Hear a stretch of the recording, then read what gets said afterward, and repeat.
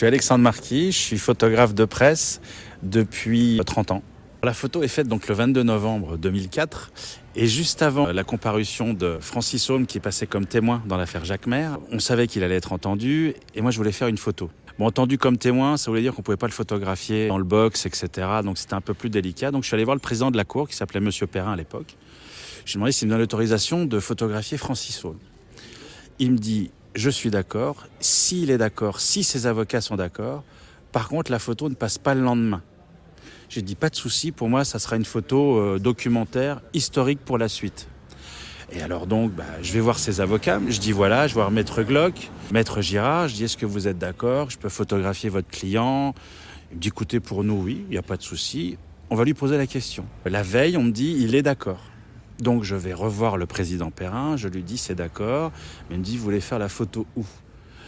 Je dis pas dans le box, c'est pas possible. Et juste à l'arrière du box, il y a une petite salle d'attente pour les gens, pour les prévenus qui sont là. Et donc j'ai rendez-vous à 13h30 parce que l'audience reprend à 14h. Et là j'aménage mes flashs de studio et Francis Saume arrive, entouré de 8 gendarmes, suréquipés. Et je l'installe là sur le banc, au milieu, tout seul, avec mes flashs parapluies sur le côté. Il me regarde. Bien entendu avant on se dit bonjour. Donc il me sert avec les pinces, voilà, ça c'est assez étrange. Et après, je le fais poser lui tout seul, et puis après avec ses avocats, ça dure 3 minutes, 5 minutes. Je remballe mes affaires, et puis lui part pour être entendu comme témoin. J'avais envie de ramener une photo qu'on pourrait dire propre, et pas une photo faite dans le box comme ça avec des lumières néon. Et je voulais ramener vraiment cette image où il posait vraiment pour moi. Et jusqu'à aujourd'hui, je suis toujours le seul à avoir fait poser Francis Saume avec un éclairage de studio. Et sur la photo que vous avez choisie en mode cinéma, où on voit vraiment la photo donc au fisheye, parce que j'avais pas beaucoup de recul, où on voit ces deux projecteurs, ce gros flash, et lui qui me regarde juste en face, dans une salle vide. C'est particulier quand on vient faire des photos d'un procès. Déjà, on ne sait pas si la personne veut être photographiée qui se trouve dans le box. Bien souvent, on va le savoir en arrivant, si oui, si non.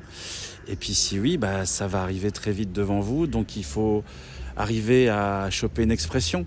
À l'époque, on flashait parce qu'on n'avait pas beaucoup de lumière. Aujourd'hui, avec la technologie numérique, on peut travailler vraiment avec très peu de lumière, sans artifice quelconque. Il faut avoir, oui, une expression, un regard...